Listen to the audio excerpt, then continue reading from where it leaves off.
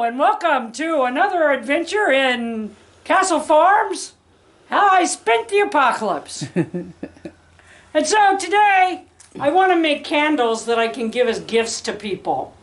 So I'll be doing that later on because of course there are 50 billion things I have to do before I can do that. Right. I realized in part that the reason why there's always 50 billion things I have to do before I can do a project is because I have a terrible multitasking problem.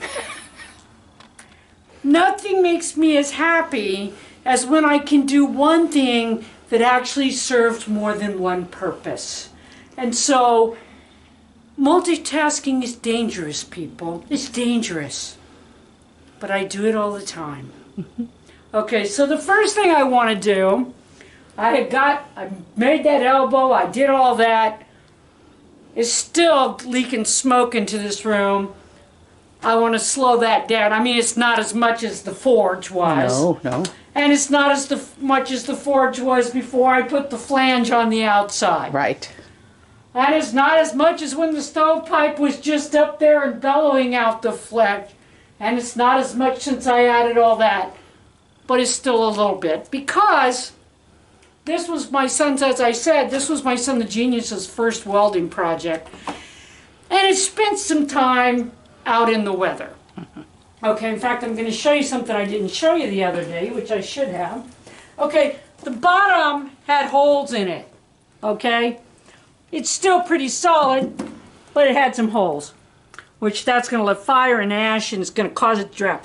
So one of my hacks for fixing the bottom of a stove, or even the back of an old round stove, is to take a piece of galvanized tin and just cut it for the size and stick it in there. So that's what now you that's flat, so that makes a certain amount of sense. But when you're doing like the rounded back is rotted out in some of these older stoves, you can literally take the tin, cut it to the length you need, roll it up Really small, so it'll fit in really there. small, stick it through the opening, and then when you open it, it'll just sit in the back of your rounded stove. Wow. Okay, now, galvanizing's poisoning. Okay, well, it's going to burn off in a few minutes. It's going to go out the pipe. It's not as bad as the shit that people are burning all the time because they insist on using electricity. Yes. Yes. Guess what coal belches into the air, people? And guess what we And use guess to make what electricity? nuclear power plants do? Yeah. Okay? Yes, electricity is clean energy. No. No. It's cleaner than burning oil sludge. That's about it. Okay, so the less energy you can burn, the better. The plants and trees and things are actually most in line with eating wood smoke. So, but sometimes you have to weigh. And here's the weird thing. If this was in the back of the stove, it would burn. And it would get nasty. And yes, part of the nickel particles would go into the air. Not very many, but part of them.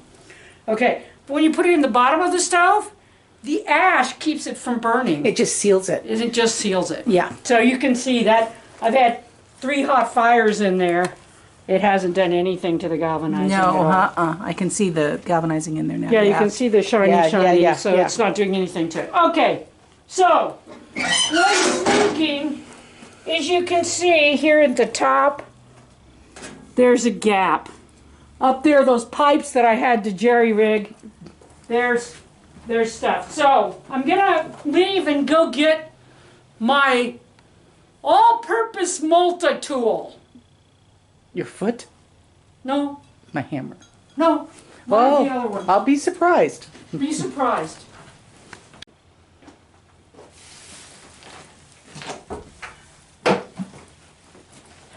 Your stool? Oh, you're a screwdriver. I can't believe I didn't think of The that. most misused tool in the toolbox. The good old Flathead standard screwdriver. Okay. And what is my other trick? Aluminum foil.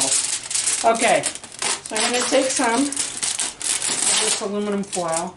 Now, as you can see, this ain't going anywhere because little Willie put these on here to hold the pipe. Right, and it's definitely so the solid. pipe is not going anywhere. It goes all the way around. There's metal holding the pipe in place. But I need to seal that crack. And you know what? I don't want to use my good caulk to do it because I might need that for my heating stove. We use at the house. That we use all the time for heat. This is an outside thing. If it leaks, it wouldn't be the end of the world, but I don't want it to.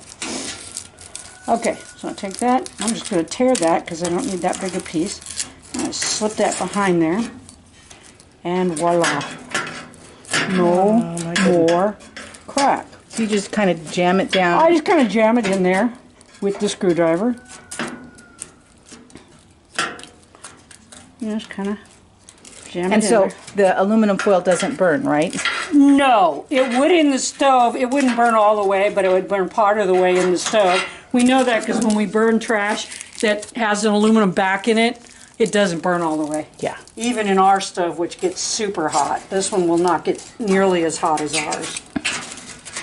Okay. I know you can't see it where you're standing, but there's a bunch of that to be pushed down right behind that metal bracket.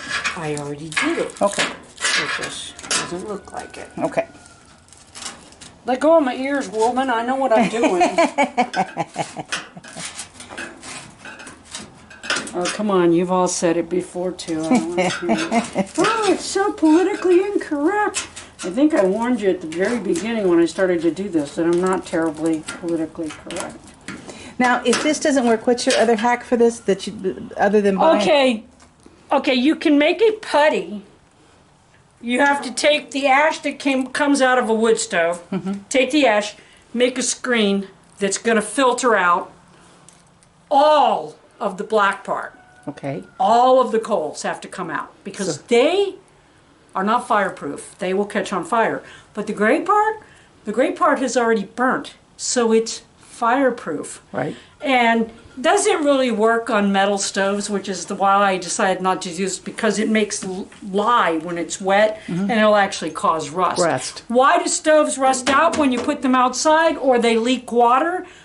Because when you mix wood ash and have water run through it, it makes lye. Right. So it rots out your stoves. Okay. So not a good idea. But when I've done, like I have at my cabin in the woods, I have a rock chimney. And whenever it gets a leak in it, I make this paste. You just mix it with water. And don't get it too, make it where it's about malleable like you would mix cement. And then you just take it and you can put it in the cracks. You can even use a trowel and smooth it out. And when it dries, it adheres, it doesn't crack. And it's fireproof. It's fireproof because it's already burnt. There you go. Alright. Now same thing, I'm just going to take a little piece, kind of roll it up. So that you don't want it to be too bulky, because too bulky it's not going to work. And you're just going to stuff it around and stuff it down, and it's going to help. Nothing short of using putty, the regular fireproof putty. Or they have fireproof silicone, by the way. It won't work against the stove. It gets too hot, but it'll work on joints and it'd work up there. But it's expensive.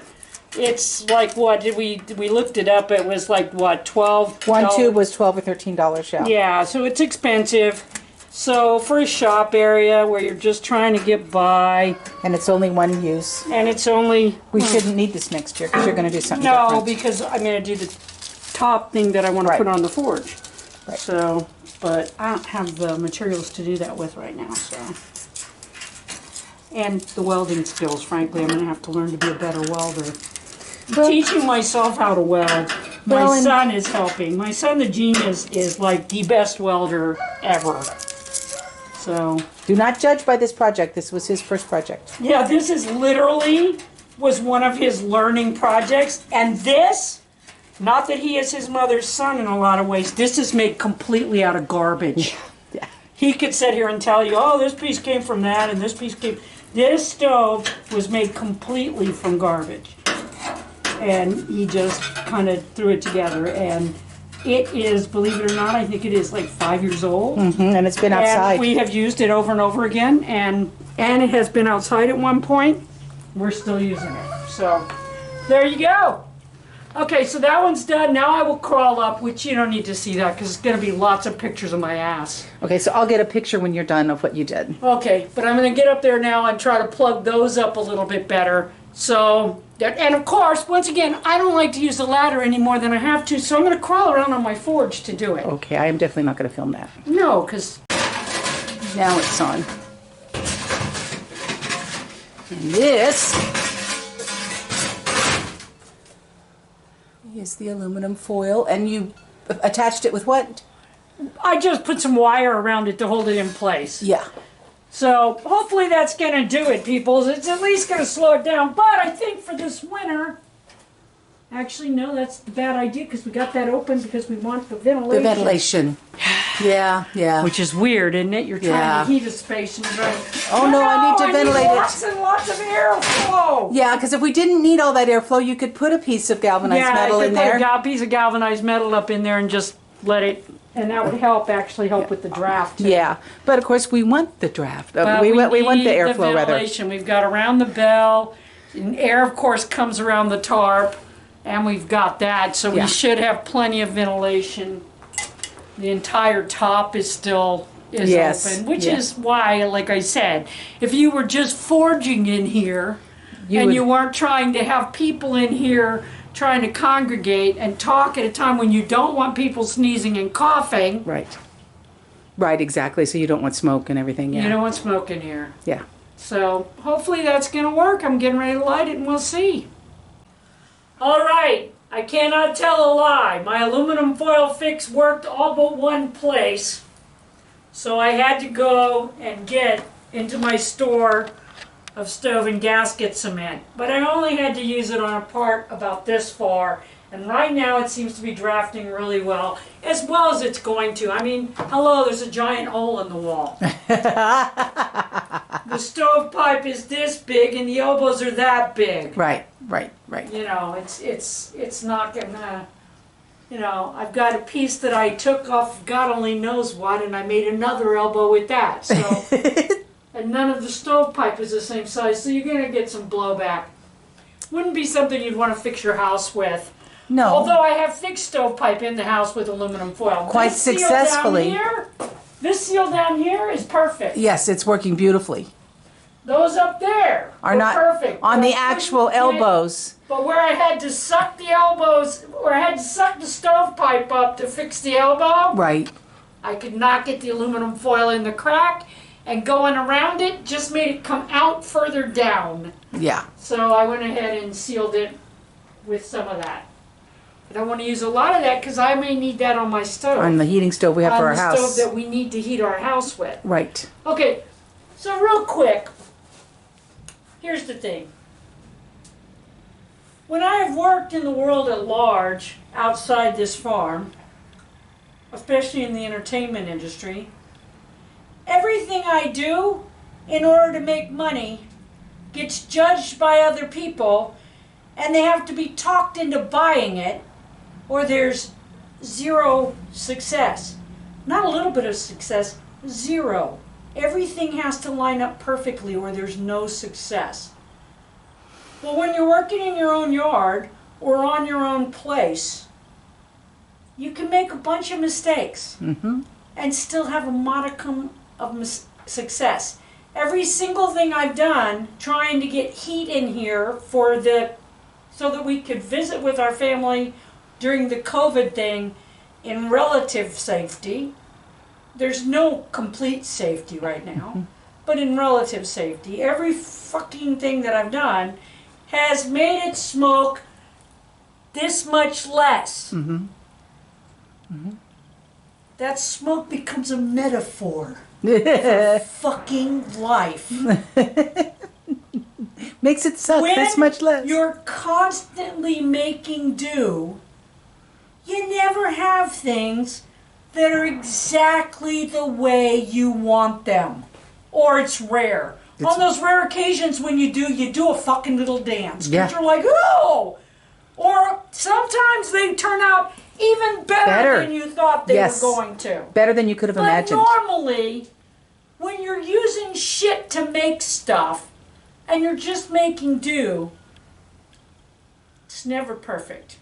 And it's never exactly what you wanted. And you stand back and you go, well, that's cleaner. That'll do. Or that makes this much easier.